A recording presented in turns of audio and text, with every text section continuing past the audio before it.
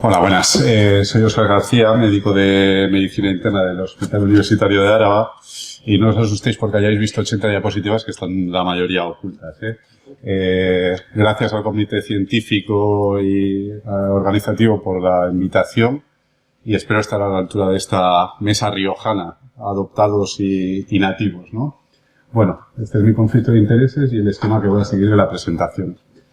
Me voy a basar sobre todo en las guías europeas de insuficiencia cardíaca publicadas en agosto del 2021 y también de las guías americanas publicadas este año 2022. Y para empezar, ¿qué es la insuficiencia cardíaca, no? La insuficiencia cardíaca se ha definido de varias maneras, pero ya hay una definición universal de las sociedades científicas en que es el síndrome clínico caracterizado por síntomas y signos típicos con una anomalía cardíaca estructural o funcional que produce una elevación de presiones intracardíacas o un gasto cardíaco inadecuado en reposo o durante el ejercicio. Y lo que nos dicen todas las guías es que hay que intentar identificar la etiología que causa la insuficiencia cardíaca. En las guías europeas de este año es importante, como en todas, identificar el fenotipo a través del ecocardio y la fracción de eyección, y la primera diferencia diferencia que aparece respecto a las guías del 2016 es la nomenclatura, ¿no? Fracción de eyección reducida sigue manteniéndose con menos del 40% y cambia el nombre de intermedia a ligeramente reducida en aquellos pacientes con una fracción de eyección entre el 41 y el 49%.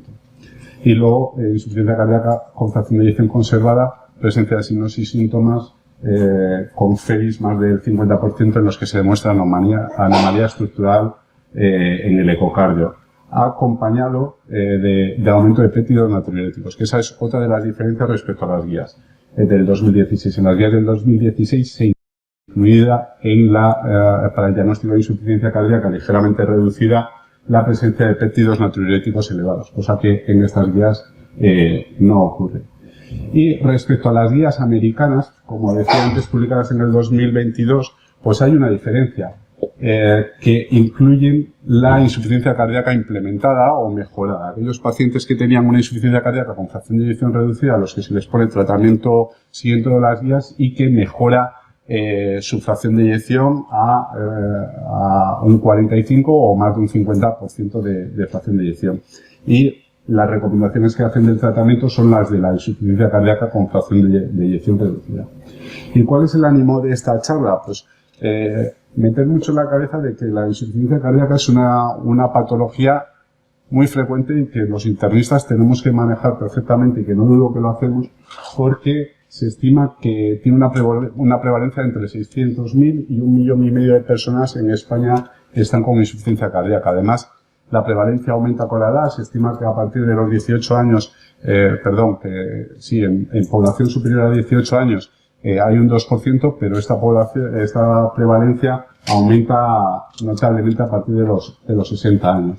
Y se estima que para el año 2025 tendremos 130.000 ingresos por insuficiencia cardíaca en nuestros hospitales. Y que nuestros servicios de medicina interna atienden el 60% de esos diagnósticos de insuficiencia cardíaca. Por lo tanto, no es una patología donde más prevalente es en cardiología, sino que somos nosotros los que más atendemos la insuficiencia cardíaca. Además, 600.000 visitas a urgencias son por esta patología y es el diagnóstico principal de los pacientes hospitalizados mayores de 65 años. La mortalidad del ingreso hospitalario es en torno al 10% y esto no ha variado mucho en los últimos años, 9,4%, perdón. Y esto supone un gasto global sanitario de un 4,4%. Y sobre todo, el gasto se produce por los ingresos hospitalarios. Y son pacientes que tienen comorbilidades, sobre todo fibrilación auricular, diabetes, enfermedad pulmonar obstructiva crónica e insuficiencia renal. Y sabemos que es un continuo, que la fase de estabilidad se ve interrumpida por episodios de aumento de síntomas que requieren en ocasiones tratamientos, visitas a urgencias, tratamientos endovenosos e ingresos, y cada vez que se descompensa su situación basal no llega a ser la misma y cada vez se produce un deterioro mayor de su situación funcional y por ello de su esperanza de vida. En cuanto al diagnóstico de las guías, no ha variado mucho respecto a las guías del 2016. Péptidos si están disponibles, pero sobre todo la prueba principal es la ecografía y para establecer el fenotipo y así poder determinar la etiología. En cuanto a las guías americanas, lo mismo, no hay variaciones. Y sí que hay variaciones respecto a las guías del 2016 en el tratamiento. Antes teníamos un tratamiento escalonado en el que la primera recomendación era IECA o ARA2 con beta bloqueantes, alcanzar dosis máximas y seguía con síntomas antagonista al receptor mineral corticoide, y si persistían síntomas como la fracción de eyección reducida, pues valorar el cambio de IECA a sacubitril/valsartán, y luego en los pacientes que tenían un QRS ancho, valorar la terapia de reorganización cardíaca, y en los pacientes que tenían una frecuencia cardíaca mayor de 70, ibradina, ¿no? Esto sí que ha cambiado, porque con las publicaciones del TAPA-HF y el Empero Reserve, pues se han incluido los ISGLT2 como un tratamiento necesario de inicio en los pacientes con insuficiencia cardíaca con fracción de eyección reducida. Sí que es verdad que se sigue manteniendo que los IECAS y que se puede valorar sacubitril/valsartán, pero no lo dejan muy claro, ¿no? Son un poco ambiguos, ¿no? Aunque en la experiencia, en la fracción de eyección reducida, lo habitual es que en vez de IECA empecemos sacubitril/valsartán. Como decía, el inicio ya no es tan escalonado como nos decían las guías del 2016 y nos dicen ya que hay que poner los 4 fármacos, una cosa que a veces es muy complicado y ahí vienen los matices, ¿no? Empezar beta bloqueante, IECA o sacubitril/valsartán, los ISGLT2, antagonistas del receptor mineral corticoide y el diurético para aliviar la congestión.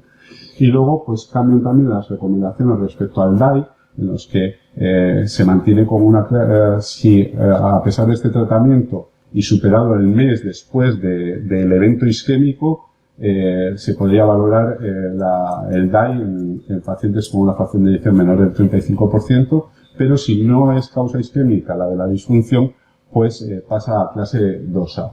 Y luego pues tenemos la terapia de resincronización cardíaca que no varía mucho respecto a las recomendaciones previas. Y si a pesar de persistir con síntomas, pues tratamientos recomendados en clase 2. ¿Y qué novedades hay aquí? Bueno, pues se sigue manteniendo la ibabradina, los inhibidores del canal IF en aquellos pacientes en los que a pesar del beta bloqueante a dosis elevadas no se consigue, o dosis óptimas, no se consigue una frecuencia cardíaca inferior a 70, o en aquellos que no toleran el beta bloqueante para intentar mantener una frecuencia cardíaca inferior a 70. Aparece los estimuladores de la guanilato ciclasa, el Vericiguat, que tras el estudio de Victoria se vio que disminuía el objetivo combinado de ingresos por insuficiencia cardíaca y mortalidad cardiovascular, sobre todo a expensas de los ingresos hospitalarios, en pacientes que estaban ya con tratamiento optimizado, pero sí que es verdad que la media poblacional de este estudio es de 67 años, por lo tanto a veces en nuestros pacientes creo que va a ser un poco difícil de implementar. Como otras opciones terapéuticas para alivio clínico, la hidranacina y dinitrato de isosornide, sobre todo en los pacientes sintomáticos, sobre todo en afroamericanos con recomendación 2A, y luego la digoxina, aún en ritmo sinusal para disminuir la tasa de ingresos tras el estudio DIF, ¿no? No afecta sobre la mortalidad, pero sí sobre los ingresos. Y en esta diapositiva lo que quiero remarcar es que lo que te dicen es que ponga los 4 tratamientos. Es muy fácil decirlo, pero es muy complicado hacerlo de inicio, cómo hacerlo. Y ahí está lo que se está estudiando ahora y yo creo que hay que atender las comorbilidades y las situaciones. Luego hablaremos un poco. Y luego, bueno, pues lo que hemos comentado de la terapia de resincronización cardíaca DAI, y el tratamiento de las comorbilidades. Cuando hay un déficit de hierro, ponerle carboximaltosa. En la fibrilación auricular prefieren el tratamiento anticoagulante con anticoagulantes orales de acción directa y luego el tratamiento de si hay un problema valvular a nivel aórtico o mitral. Es muy importante el uso de los diuréticos para alivio sintomático y hay que hacer una autoformación al paciente para que pueda manejar e instruir a estos pacientes para que puedan manejar el tratamiento diurético y puedan aumentarlo o bajarlo según unos signos de alarma. Y por último, me gustaría recalcar esto, ¿no? El abordaje en unidades multidisciplinares de la insuficiencia cardíaca, que al final es algo que ya desde hace años se trabaja a nivel de nuestras sociedades científicas de medicina interna y que al final es una recomendación 1A de la que luego vamos a hablar. En cuanto a las guías americanas, yo creo que lo más llamativo es que ellos ponen mucho foco en los pacientes que están en riesgo y que todavía no tienen insuficiencia cardíaca, que hay que intentar optimizar el tratamiento para retrasar esa llegada a una insuficiencia cardíaca con fracción de eyección reducida o sintomática, ¿no?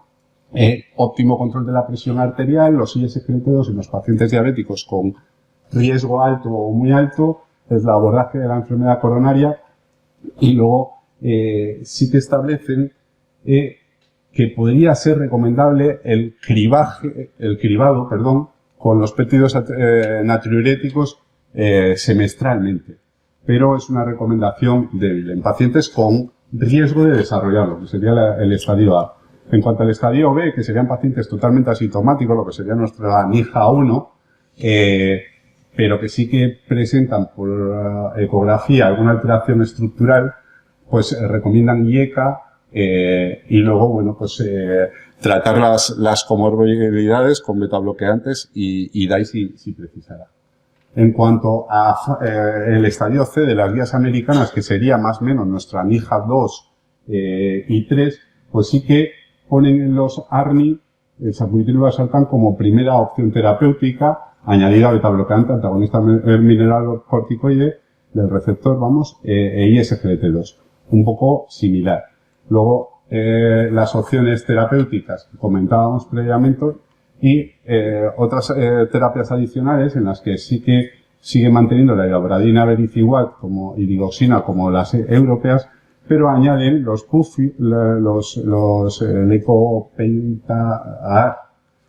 ácidos omega 3, por un estudio que se publicó en UCI en el que parecía que había una disminución de ingresos hospitalarios en pacientes tratados con esto, pero hay otros estudios que no lo tienen claro. Entonces, a pesar de poner esta recomendación, pues está un poco en duda, ¿no? El uso de los ácidos grasos. Y luego sí que mencionan el patiromer y los quelantes del potasio para intentar optimizar el tratamiento con los inhibidores del sistema renina-angiotensina-aldosterona a nivel de IECA o antagonista del receptor mineralocorticoide para alcanzar la dosis óptima. Y en este metaanálisis publicado este mismo año, en el que se analizan 75 ensayos clínicos, pues se vio que en un análisis estadístico el tratamiento que más disminuía la mortalidad y los ingresos hospitalarios sería la combinación que hemos comentado de fármacos. En este artículo publicado recientemente, en el que están Milton Packer y gente pues que con mucho peso en la insuficiencia cardíaca, lo que hacen es, a través de 6 ensayos principales con IECAS, con betabloqueante, antagonista del receptor mineralocorticoide, ARNI y el betabloqueante, el MERI, pues hacen con un análisis un poco estadístico raro, pero una secuenciación de tratamientos. Y comparan varias secuenciaciones de tratamientos, iniciando primero con un fármaco, luego añadido otro. Inicialmente, como se habían ido publicando las evidencias científicas en los estudios pivotales, y otra con una optimización del tratamiento y titulación más rápida. Y lo que se ve es que cuanto más rápido titules el fármaco, más beneficio hay y más reduce los eventos por insuficiencia cardíaca y mortalidad. Y si empiezas con 2 fármacos, todavía esto se produce más, con una reducción de hasta 44 eventos por 1000 habitantes en un año. Por lo tanto, lo que nos recomiendan es que cuanto antes pongamos tratamiento y más rápido titulemos, mejores efectos y beneficios vamos a tener sobre los eventos de ingreso y de mortalidad. En este artículo también de este año se mojan un poco más, ¿no? Hay también participación española y lo que dicen es que pacientes con insuficiencia cardíaca, fracción de eyección reducida y con un aclaramiento más de 60, pues intentar ya de inicio los 4 fármacos. A dosis baja de beta bloqueante y de sacubitril/valsartán, pero empezar con los 4, mirar a los 14 días cómo está la situación en cuanto a la tensión y la función renal y continuar la titulación a los 14-21 días. En los pacientes con un aclaramiento de 30-60 mililitros, pues consideran empezar con triple terapia y luego a los 7-14 días, según la función renal y todo, iniciar antagonista del receptor mineralocorticoide. Y en los pacientes con un aclaramiento inferior a 30, pues empezar con triple terapia, pero con el IECA a dosis muy bajitas y con ISGLT2 si tiene un aclaramiento mayor de 20 mililitros. En la insuficiencia cardíaca ligeramente reducida, pues lo que tenemos en las guías europeas es recomendaciones 2B por análisis post-op de los estudios pivotales realizados, sin una gran evidencia, pero que sí con una tendencia a marcar una mejoría en la supervivencia, tanto con antagonistas del receptor mineralocorticoide como con IECA, como con beta bloqueante o con ARNI.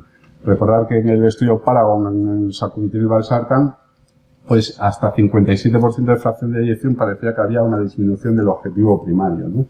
Y por eso esta recomendación 2B. Bien es cierto que las guías europeas ya nacen un poco obsoletas, porque a las 3 horas se publica el Emperor Preserve, en el que nos dicen que la empagliflozina puede ser útil en pacientes con insuficiencia cardíaca ligeramente reducida y preservada. Y esto, claro, en las guías no se recoge, cosa que sí se recoge en las guías americanas. Como decía, en la insuficiencia cardíaca con fracción de eyección preservada, las europeas únicamente dicen tratamiento sintomático y tratamiento de las comorbilidades, pero las americanas sí que a través del Emperor Preserve, pues ya sí que añaden los ISGLT2 como recomendación 2A y sí que hacen recomendaciones como antagonistas del receptor mineralocorticoide, sacubitril y antagonistas del receptor mineralocorticoide. ¿Y qué nos dicen las guías sobre el tratamiento multidisciplinar? Pues que tiene una recomendación 1A y que hay que abordar la insuficiencia cardíaca de una forma global y con especial atención de las comorbilidades. Y nosotros somos internistas, somos los que más atención integral damos al paciente, ¿no? Entonces, yo creo que es importante formar parte de estas unidades y llevar un poco la voz de mando, o por lo menos estar ahí, ¿no? Y como decía, es una recomendación 1A de las guías europeas, pero esta recomendación ya estaba en el 2016. Sí que se incide en las estrategias de autocuidado de los pacientes y los programas de atención domiciliaria. Y se recomienda hacer ejercicio a los pacientes con insuficiencia cardíaca y valorar la integración en programas de rehabilitación cardíaca, que yo creo que eso todavía es un paso que nos queda. ¿Y qué evidencia tenemos? Pues ya en el 2016, a través de nuestra sociedad y con las unidades de manejo integrado del paciente con insuficiencia cardíaca, se vio que los pacientes atendidos de una manera asistencial, siguiendo las guías de la UMIPI con una revisión temprana, etcétera, respecto a la atención ordinaria que hacemos en los pacientes, nos quedamos de alta y luego revisamos al cabo de, pues cuando toca, que pueden ser 2 meses, 3 o cuando sea, pues había una reducción significativa de ingresos, de reingresos y de visitas a urgencias por insuficiencia cardíaca. Y en estas publicaciones más recientes, también de este año y a través de la UMIPI, comparar los pacientes del registro RICA de nuestra propia sociedad atendidos en unidades integrales o pacientes que están recogidos en el registro pero que no siguen un control por las unidades de manejo integral. Y se vio que había una reducción en estos pacientes atendidos en UMIPICS del 56% respecto al registro normal. Y se producía una reducción en reingresos por insuficiencia cardíaca y por ingresos totales, además de un descenso de la mortalidad muy significativo. Y con la insuficiencia cardíaca preservada, también en un artículo publicado este año, ¿qué es lo que pasa? Pues un poco lo mismo. siempre pensamos que la insuficiencia cardíaca reducida podemos tratarla con varios fármacos titular, pero la preservada también se beneficia de un seguimiento exhaustivo en las unidades. Y se disminuye la hospitalización un 44% y la mortalidad hasta un 43,4% al comparar pacientes de similares características. Y esto provocó que en el 2016 la Sociedad Española de Medicina Interna y de Cardiología emitiera un comunicado a todas las consejerías de sanidad nacionales para asistir a estos pacientes. Y esto supuso una oportunidad para nosotros en las que nos unimos con otros servicios, cardiología, atención primaria, urgencias, hospitalización domiciliaria, cuidados paliativos y enfermería para establecer una ruta asistencial en la que nosotros íbamos a crear una consulta para disminuir, con la finalidad mayor de disminuir los ingresos hospitalarios, las visitas a urgencias, mejorar la calidad de vida y la morbimortalidad de nuestros pacientes, además de hacer un manejo total e integral del paciente. Las características de nuestra consulta era, sobre todo, una adecuación terapéutica con control de factores de riesgo y atención global de la comorbilidad y asegurar un seguimiento continuado del paciente. Nosotros trabajamos con los cardiólogos y pasamos consulta en la misma planta que cardiología, compartimos enfermera, nosotros tenemos 2 días media consulta y ellos tienen media consulta los otros 3 días, son diferentes pacientes, como vamos a explicar posteriormente, pero asegurando una continuidad. Y para nosotros un papel fundamental es la enfermería. La enfermería, el tener un acceso rápido, les hacen llamadas telefónicas, tienen la consulta justo al lado nuestro y dan una información al paciente y familiares que es fundamental para identificar los signos de alerta e intentar adelantarse a posibles descompensaciones que puedan motivar visitas a urgencias o ingresos hospitalarios. El criterio de selección de nuestros pacientes eran pacientes que estuvieran física y mentalmente aceptables, con un diagnóstico de insuficiencia cardíaca con ecocardio y que no precisaran de seguimiento en cardiología por problema valvulopático, de valvulopatía o por cardiopatía isquémica susceptible de revascularización. Inicialmente, cualquier edad estaba incluida, cuyo mayor problema es la insuficiencia cardíaca, e inicialmente en el 2017, cuando comenzamos, excluimos pacientes con cor pulmonar y con fracción de eyección preservada, pero eso, actualmente atendemos pacientes con estas patologías. La forma de derivación, cuando son pacientes ingresados, pueden ser desde cardiología, medicina interna y hospitalización domiciliaria, y desde atención primaria con una consulta no presencial. Y en la consulta, después del alta, lo que nos aseguramos es una continuidad. Una llamada de todo paciente dado de alta del hospital a las 48-72 horas recibe una llamada de su enfermera del centro de salud, y una vez que nuestro paciente está en nuestra ruta, se le ha dado una consulta con nosotros, también se le llama por la enfermera de la unidad. Intentamos que el médico de atención primaria lo valore en 7 días y nosotros lo vemos en una media de 10-14 días de su alta hospitalaria. Intentamos hacer consultas de optimización cada 15 días o un mes para titular fármacos, y luego, cuando hay una estabilidad, una consulta cada 3 meses, y siempre hay posibilidad de consultas no programadas. Las analíticas que pedimos y las pruebas son las habituales en estos pacientes. Esto es las recomendaciones de las unidades de manejo integral del paciente de insuficiencia cardíaca, de la SEMI. ¿Y cuando decidimos el alta? Pues cuando hay una estabilidad al año y medio, pero muchas veces estos pacientes siguen con nosotros durante tiempo, porque son pacientes con mucha comorbilidad y susceptibles de nuestro seguimiento. Hay unos indicadores de calidad marcados que, sobre todo, yo me fijaría en los indicadores de resultado, que es la reducción de ingresos por cualquier causa, de visitas a urgencias y de insuficiencia cardíaca, ¿no? Esto es el díptico que dejamos a nuestros médicos residentes y compañeros de urgencias para valorar el derivar a cada consulta, que se puede desde urgencias derivar a atención primaria cuando el paciente está estable, tiene una fracción de 0,45%, pero no existe motivación. Se puede derivar a la consulta de cardiología, sobre todo cuando hay causas específicas corregibles y reversibles de insuficiencia cardíaca, a la consulta de insuficiencia cardíaca específica de cardiología y a nuestra consulta, pues que son los pacientes que hemos comentado antes con comorbilidad dominante con insuficiencia cardíaca y comorbilidad dominante comorbilidad dominante. Y luego la posibilidad de derivar a cuidados paliativos a aquellos pacientes ya consensuados previamente con ellos.